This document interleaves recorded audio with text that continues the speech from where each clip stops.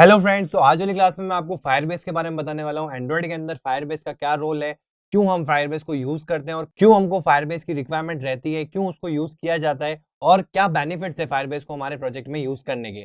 ठीक है, तो पहले समझेंगे फायरबेस एज अ टर्म है क्या, और उसके बाद में मैं आपको बताऊंगा इस पर्टिकुलर मॉड्यूल के अंदर, जिसमें पूरा का पूरा जो ये मॉड्यूल है फायरबेस से रिलेटेड है, जिसमें पहले हम फायरबेस के बारे में समझेंगे। फिर मैं आपको फायरबेस के ऊपर कैसे आपको अकाउंट क्रिएट करना है, कैसे आप अपने प्रोजेक्ट के रिगार्डिंग एक प्रोजेक्ट क्रिएट कर सकते हैं फायरबेस के कंसोल पे। देन वहाँ पे फायरबेस के बहुत सारे आपको फीचर्स मिल जाएँगे। अब आपको उसमें से सेलेक्ट करना है कि आपको कौन-सा पर्टिकुलर फीचर अपने ऐप में इंटीग्रेट करना है। हम उनमें से 2 कॉमन फीचर को इम्प्लीमेंट करेंगे इसी मॉड्यूल के अंदर। एक होगा हमारा पुश नोटिफिकेशन, जो हम रन टाइम में देखते हैं। जैसे आपका जो ऐप है वो क्लोज्ड है और आपको कोई नोटिफिकेशन थ्रू करना है यूज़र को कि यार ये नई चीज़ आई है, या ये सेल चल रही है इस पर्टिकुलर ऐप के अंदर, या ये पर्टिकुलर नई चीज़ आने वाली है, तो उसके लिए आपको यूज़र को नोटिफ़ाई करना है। तो एक तो आपने नोटिफिकेशन देखा जो अपने ऐप से ही आप थ्रो करते हो। अब दूसरा नोटिफिकेशन होता है जो आप सर्वर एंड से थ्रो करवा सकते हैं। अब वो सर्वर को यूज़ ना करते हुए मैं उसमें क्या यूज़ करूँगा, फायरबेस को यूज़ करूँगा, और फायरबेस के थ्रू कोई भी एक नोटिफिकेशन जो है, या कोई भी एक नई चीज़ मैं अपने ऐप में लॉन्च कर रहा हूँ, या नई चीज़ आने वाली है, या कुछ अपडेट करना है अपने ऐप के अंदर, और यूज़र हमारी ऐप को ओपन नहीं करा, या काफ़ी टाइम से उसने ऐप को ओपन नहीं किया, तो उसको नोटिफ़ाई करना है कि यार ये नई-नई चीज़ें आ गई है, या उसमें आता है it's been so long you have visited this app. या फिर आप देखते हो कई बार आप ऐसे मैसेजेस को डाउनलोड करते हो, उनके नोटिफिकेशन आपके पास आने लग जाता है। अगर आप 3-4 दिन से उसको ऐप को चलाते नहीं हो, तो वहाँ एक नोटिफिकेशन आ जाता है 300 मैसेजेस, 200 मैसेजेस, या आप कई बार देखते हो ऐसे कोई डमी मैसेजेस भी आ जाते हैं, जो आपके कॉन्टैक्ट में नहीं है, फिर भी आप वहाँ देखते हो this someone person is waiting for you, that someone persons message is awaiting for you. तो ये पर्टिकुलर टाइप के जो नोटिफिकेशन है, ये इसीलिए ताकि यूज़र वो ऐप जो है उसने इंस्टॉल तो कर ली, लेकिन वो पर्टिकुलर रेगुलर टाइम से उसको चला नहीं रहा है। या फिर कोई नई चीज़ आ रही है जो कि कॉमन फीचर है, ये कोई नई चीज़ आ रही है और मेरे को उसके लिए नोटिफ़ाई करना है, तो अब हो सकता है कि वो इस ऐप को चलाए ही नहीं, बट फिर भी मेरे को उसको नोटिफ़ाई करवाना है, तो ये जो चीज़ है वो क्या कहलाई जाती है, पुश नोटिफ़िकेशन एंड्रॉइड के अंदर। तो इसके लिए हम फायरबेस को यूज़ कर सकते हैं। देन होता है एक रियल टाइम डेटाबेस। तो मैं कोई चैट एप्लीकेशन बना रहा हूँ, उसके लिए भी मेरे को एक बैकएंड स्ट्रॉन्ग बैकएंड चाहिएगा, जिसका सर्वर बहुत स्ट्रॉन्ग हो। और रियल टाइम का मतलब क्या हो गया, यहाँ मैंने मैसेज सेंड किया और वहाँ उसको मैसेज शो हो गया। ठीक है, ये जो प्रोसेस है, ये जो टाइम भी लग रहा है, दैट मीन्स आप व्हाट्सएप को भी यूज़ करते हो, तो व्हाट्सएप में भी आप देखते हो कोई यूज़र अगर आपको मैसेज सेंड करने की कोशिश कर रहा है, यानी कि कीबोर्ड ओपन करके वो मैसेज टाइप कर रहा है, तभी आपको ऊपर लिखा हो जाता है टाइपिंग। तो ये क्या एक रियल टाइम डेटाबेस है। एक तो होता है कि आपने मैसेज सेंड किया, वहाँ गया, डिलीवर हुआ, वहाँ से फिर उस जगह सेंड हुआ, देन उसको मैसेज रिसीव हुआ। अब एक हो गया कि मैं जैसे ही यहाँ पे सेंड कर रहा हूँ, वहीं पे एग्ज़ैक्टली उसको रिसीव हो रहा है। दैट मीन्स हम एक कॉमन इंटरफेस पे जहाँ पे मैं सेंड कर रहा हूँ और वहीं से दूसरा रिसीव भी कर पा रहा है, एग्ज़ैक्टली सेम टाइम पे। तो उसको हम कहते हैं रियल टाइम डेटाबेस। तो रियल टाइम डेटाबेस भी हम इस फायरबेस के फीचर को यूज़ करेंगे और अपने प्रोजेक्ट में इम्प्लीमेंट करेंगे। तो इस मॉड्यूल को शुरू करने से पहले हमको समझना पड़ेगा फायरबेस एक्चुअल में है क्या? तो आज वाले क्लास में मैं आपको फायरबेस के बारे में बताऊँगा। नेक्स्ट वाली क्लास में हम फायरबेस के कंसोल पे जाएँगे और एक नया प्रोजेक्ट क्रिएट करेंगे हमारी ऐप के रिगार्डिंग। देन फर्दर जो इसके कॉमन फीचर्स हैं उनको हम इंटीग्रेट करेंगे हमारे एंड्रॉइड ऐप के अंदर। तो सबसे पहले समझते हैं फायरबेस। अब देखो, फायरबेस की समझने से पहले फायरबेस की रिक्वायरमेंट अगर आपको समझ में आ गई, तो आपको एक्चुअल में फायरबेस का जो रोल है वो समझ में आ जाएगा। अब मैं आपको इसको ऐसे समझाता हूँ, जैसे आपने एंड्रॉइड सीख ली, एंड्रॉइड आपको डेवलप करना आ गया। अब फिर भी इसको अगर आपको ऐप को डायनामिक करना है, यानी कि आप एक जगह से सेंड करो और मिलियन यूजर्स उसको एक साथ देख सके, या फिर आप एज़ अ ऐप को क्लाइंट सर्वर जो रोल है वो देना चाहते हैं, यानी कि एक जना इनपुट दे और बाकी सब जगह पे आउटपुट शो हो जाए, या फिर इतने सारे यूज़र में से कोई भी यूज़र आपस में कनेक्ट हो सकता है और वो अपने इनपुट आउटपुट जो है वो शेयर कर सकता है। क्लाइंट सर्वर का जो रोल है वो अप्लाई कर सकता है, जैसे कि चैट एप्लीकेशन है। चैट एप्लीकेशन में क्या होता है, एक एक तो होता है कि जैसे आपने एक सोशल मीडिया प्लेटफ़ॉर्म यूज़ किया। अब उसमें क्या किया आपने, एक पब्लिक पोस्ट किया। कोई भी एक पोस्ट बनाया, उसको पोस्ट कर दिया पब्लिकली, तो जितने भी यूज़र्स हैं उस पर्टिकुलर प्लेटफ़ॉर्म पे, वो आपके उस पोस्ट को देख सकते हैं। ठीक है? तो ये वन टू मैनी हो गया, यानी कि आपका जो इनपुट गया वो बाकी सबके लिए आउटपुट हो गया। अब वो सारे यूज़र्स अगर आपको फ़ॉलो करते हैं उस पर्टिकुलर प्लेटफ़ॉर्म के ऊपर, तो उनको इंस्टेंटली वो चीज़ दिख जाएगी, और अगर फ़ॉलो नहीं करते हैं, फिर भी वो आपकी इस पोस्ट को देख सकते हैं, अगर वो आपकी प्रोफ़ाइल पे जाते हैं तो। और दूसरा केस आता है जब हो जाता है वन टू वन कनेक्शन, जिसमें क्या हो जाता है, 2 क्लाइंट ही आपस में एज़ अ सर्वर और क्लाइंट का फंक्शनैलिटी फ़ॉलो करते हैं, यानी कि यहाँ से मैसेज सेंड हुआ और यहाँ पे शो हुआ, यहाँ से वापस रिवर्ट बैक मैसेज सेंड हुआ और यहाँ पे शो हुआ। तो ये पर्टिकुलर प्रोसेस के लिए भी आपको एक सर्वर की रिक्वायरमेंट होगी।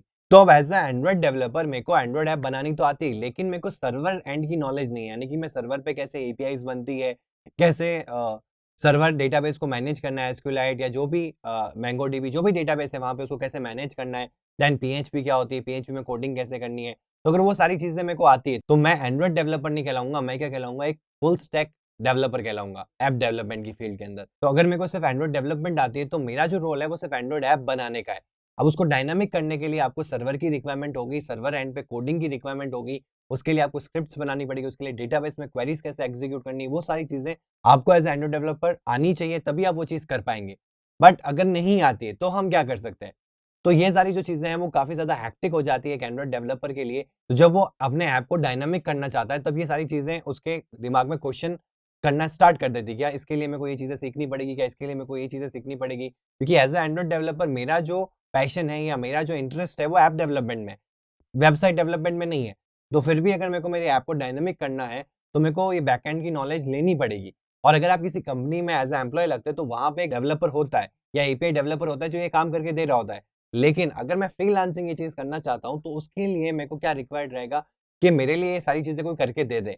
तो फायरबेस का यही रोल है, फायरबेस यहीं पे यूज़ आता है। जब भी हमको कोई सर्वर एंड पे कोई डेटा को मैनेज करना है, रियल टाइम डेटाबेस मैनेज करना है या होस्ट करना है या डेटा स्टोर करना है, तो इन सब चीज़ों के लिए फायरबेस को हम यूज़ कर सकते हैं। एज़ अ एंड्रॉइड डेवलपर या कोई भी ऐप डेवलपर या वेब वेब डेवलपर भी इसको यूज़ करते हैं, ठीक है? तो यहाँ पे फायरबेस का रोल पता चलता है कि फायरबेस हम क्यों यूज़ करते हैं। तो आप यहाँ देख सकते हैं, often the backend is the limiting factor, मतलब कि जो बैकएंड है हमारी ऐप का, वो कई बार लिमिट कर जाता है क्योंकि हम ऐप डेवलपमेंट सीख रहे हैं। उस ऐप डेवलपमेंट में हमने लॉजिक पार्ट सीखा, हमने डिज़ाइनिंग सीखी, बट अगर उस चीज़ को डायनामिक करना है, तो उसके लिए हमको सर्वर नॉलेज होनी चाहिए।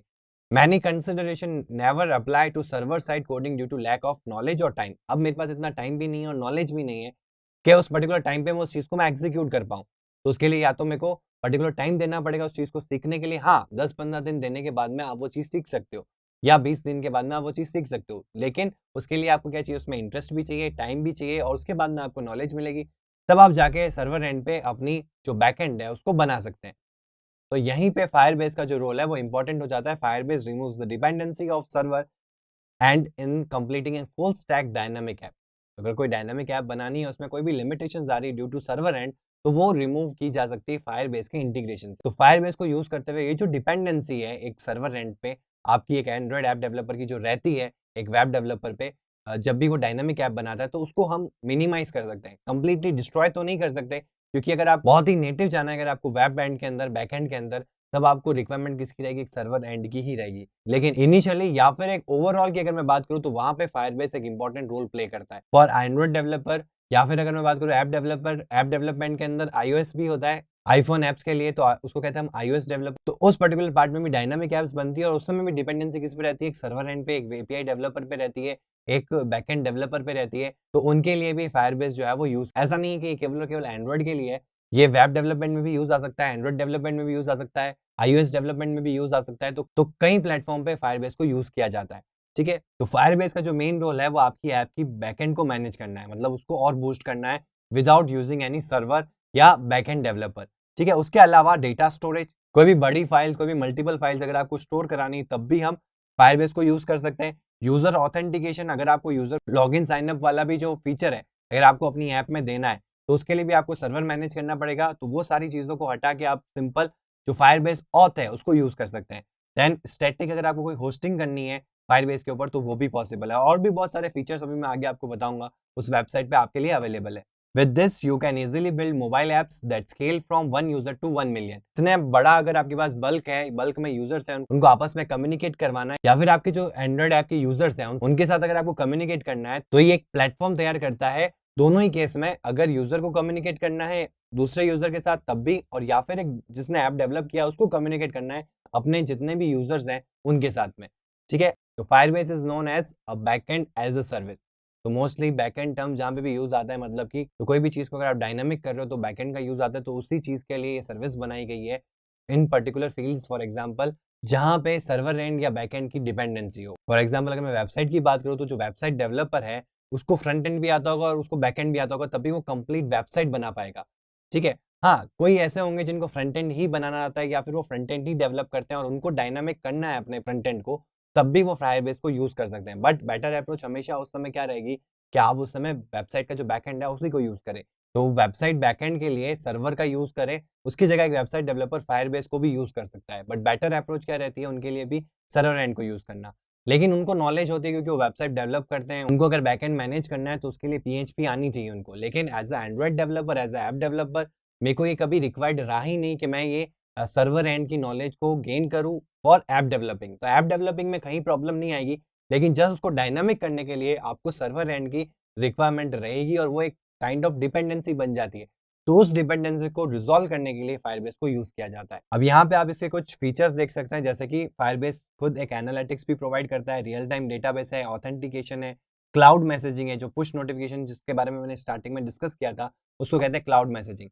ठीक है, देन स्टोरेज आता है, अब आप मल्टीपल फाइल्स यूजर की जो फाइल्स है वो स्टोर करवा सकते हैं। अब ये चीज क्या है, स्टोरेज का मतलब ये हो गया, जैसे आप कोई चैट एप्लीकेशन बना रहे हैं, तो चैट एप्लीकेशन में आप रियल टाइम डेटाबेस को यूज कर सकते हैं, जो सबसे स्टार्टिंग में आपको दिख रहा है, जिसमें जैसे ही यहाँ पे किसी यूजर ने मैसेज सेंड किया, इसको रिसीव हो गया, इसने जैसे सेंड किया, इसको रिसीव हो गया, और ऐसे मल्टीपल यूजर के पेयर बन सकते हैं आपकी ऐप के अंदर। वो आप फायरबेस के रियल टाइम डेटाबेस से एग्जीक्यूट करवा सकते हैं अपनी ऐप के अंदर। बट अगर उस चैट के इन बिटवीन कोई अटैचमेंट अगर आपको अटैच करना है, मतलब एक यूजर कोई फोटो क्लिक करके भेज रहा है, या आपने गैलरी से फोटो उठा के भेज रहा है, या ऑडियो वीडियो भेजा, जैसे व्हाट्सएप के अंदर होता है, तो वो हम रियल टाइम में सेंड तो हो जाएगा, लेकिन उस पर्टिकुलर चीज को हम स्टोर क्या करेंगे, इस स्टोरेज के अंदर।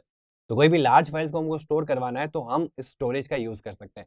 जैसे सर्वर को अगर आप स्टडी करोगे, तो उसमें भी ये होता है कि अगर आपको कोई भी चीज, जैसे इमेजेस को स्टोर करना है, तो इमेजेस का एक अलग फोल्डर होता है, वीडियो का एक अलग फोल्डर होता है, वहां से उसका पाथ कॉल किया जाता है और मेन इंटरफेस में उसको दिखाया जाता है।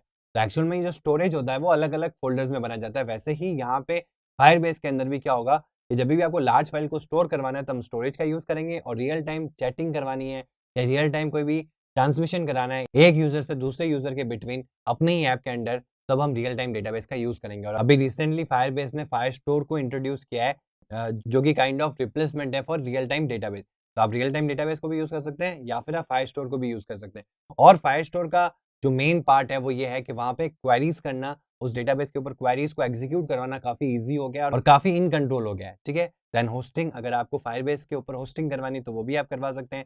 देन आपको यहाँ पे टेस्ट लैब्स बनाने का भी ऑप्शन मिल जाता है।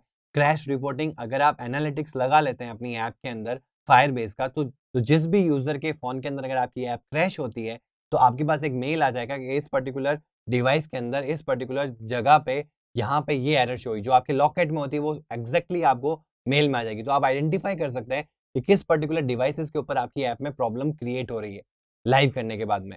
तो ये काफी बेनिफिशियल फीचर्स रहते हैं for Android developer, for app developer, ये जो आपको लेफ्ट हैंड साइड में दिख रहे हैं। देन कुछ राइट हैंड साइड में आपको यहाँ पे ग्रो के अंदर दिख रहे हैं notification, remote config, app indexing, dynamic links, invites, AdWords. तो ये सारी चीजें जो है आपकी ऐप डेवलप होने के बाद में रिक्वायर्ड रहती है, ये सारी चीजें, ये इनवाइट करना है, डायनामिक लिंक्स बनानी है, देन नोटिफिकेशन का है, देन एडवर्ड्स है। एडवर्ड्स का मतलब हो गया कि जब आप अपनी ऐप को लाइव कर दें, तो कुछ ऐसे कीवर्ड्स होते हैं जो आपको यूज करने चाहिए ताकि आपकी जो ऐप है वो रैंक करे जब भी सर्च हो प्ले स्टोर के ऊपर। तो उसके लिए भी कुछ फीचर्स जो है वो आपका फायरबेस प्रोवाइड करता है। देन फायरबेस में आपको एड मॉब्स का भी ऑप्शन मिल जाता है। ठीक है, तो यहाँ आपको समझ में आया कि फायरबेस क्या होता है, क्यों रिक्वायर्ड रहता है, क्या मेन एप्लीकेशन है जिसके लिए हमको एंड्रॉइड के अंदर फायरबेस को यूज करना चाहिए, कब यूज करना चाहिए। अब चलते हैं सीधा इसके कंसोल के ऊपर, जहां से सारी चीजें स्टार्ट होगी, यानी कि वहां जहां आपको जाके प्रोजेक्ट को क्रिएट करना पड़ेगा, देन आगे की सारी चीजें जो है वो इम्प्लीमेंट की जाएगी। तो सीधा चलते हैं इसकी वेबसाइट के ऊपर। तो आपको यहाँ पे ब्राउजर के ऊपर गूगल सर्च इंजन पे जाना है। आप डायरेक्ट भी सर्च कर सकते हैं फायरबेस कंसोल करके, नहीं तो आप यहाँ पे डायरेक्ट फायरबेस कंसोल एंटर कर दें। इसकी यूआरएल है console.firebase.google.com। ये भी अगर आप डायरेक्टली हिट करेंगे तो सीधा इसका जो कंसोल है वो ओपन हो जाएगा। यहाँ पे क्लिक करें और ये फायरबेस का जो कंसोल है वो आ चुका है। ठीक है, और यहाँ पे आप देख सकते हैं 3 main components Firebase projects are containers of for your apps. यहाँ पे एंड्रॉइड आ रहा है, आईओएस आ रहा है, और ये होता है वेबसाइट का। तो वेब एप्स अगर आप बनाते हैं तो उसके लिए भी रिक्वायर्ड रहता है। ठीक है, देन यहाँ पे ऐड प्रोजेक्ट करने का ऑप्शन आता है। अगर आप लॉग्ड इन नहीं है इस, जैसे कि मेरे इस पर्टिकुलर ब्राउजर में मैं पहले से किसी एक जीमेल से लॉग्ड इन हूँ, अगर आप नहीं है तो पहले एक ऑप्शन आएगा जीमेल लॉगिन का। देन वहाँ जब आप जीमेल लॉगिन करेंगे तब ये स्क्रीन जो है वो आपके लिए ओपन होगी और यहाँ पे आपके जितने भी प्रोजेक्ट्स हैं वो शो हो जाएंगे। अब फायरबेस में भी लिमिटेशंस होती है, जैसे कि इसके भी बहुत सारे प्लान्स होते हैं। तो इनिशियली जो प्लान है वो फ्री है, तो एक लिमिट है कि आप इतने से इतने प्रोजेक्ट्स ही बना सकते हैं, इतने से इतना डेटा ही यूज कर सकते हैं। अगर उससे ज़्यादा आप एक्सेस में यूज़ करते हैं या उससे ज़्यादा आप अगर प्रोजेक्ट क्रिएट करते हैं, तो जिस पर्टिकुलर जीमेल से आप यहाँ पे साइंड इन है, वहाँ पे एक मेल आएगा, you have extended your free plan, या जो भी प्लान आपका चल रहा था, जो एकदम बेसिक प्लान था, जो फ्री प्लान था फायरबेस का। देन वहाँ पे ऑप्शन होगा कि आप अपने प्लान को अपग्रेड कर सकते हैं अगर आपका डेली टू डेली इतना एक्सेस में यूज़ आता है तो। तो वहाँ पे डिफरेंट प्लान्स होंगे, वहाँ से आप अपग्रेड करवा सकते हैं। अगर आपको ये नेटिवली बहुत स्ट्रॉन्ग लग रहा है तो आप इस चीज़ को अपने प्रोजेक्ट में पूरी तरीके से इंटीग्रेट कर सकते हैं, यानी कि अब फाइनल आप कोई सर्वर एंड की जरूरत नहीं पड़ेगी, आप डायरेक्टली आप किसको यूज करने वाले हैं, फायरबेस एज योर बैकएंड।